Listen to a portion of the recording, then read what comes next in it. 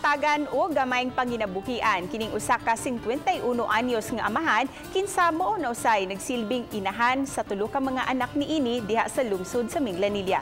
Ang report ni Femery Dumabo.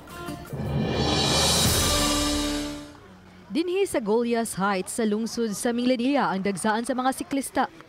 Usa sa nakadani og atensyon sa mga traffic enforcer sa lungsod kining nagbisikleta nga nagdala og daghang mga mani igbabaligya.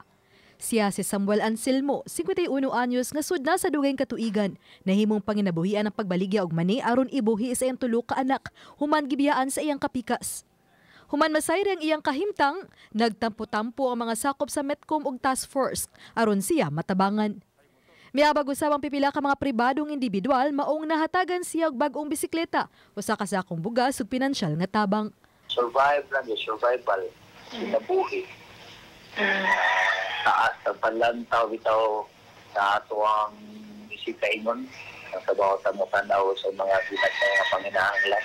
Sawa pa niya madawat ang maong mga hinabang. Gipatuo si Tatay Samuel nga gisikop siya. Maong makita pa siyang panagway ang kahadlok. Apan sa dihang nasuta nga gisurpresa siya sa katawhan, dako ang iyang pasalamat. Salamat po nga nabago akong kayo dito na pagkakasipan. Magubang sa natin, ma-ipulis. Nagkamiging salamat yung tanang. Si Tatay Samuel usa lang sa libuan ka mga amahan nga nagpakita nga dili lang sila haligi, kundi sama sa inahan, mahimo sab sila nga suga, alang sa mayang ugma sa mga anak. Uban ni John Sulono-Grod Prado. Ako si Femery Dumabok. Balitang Bisdak.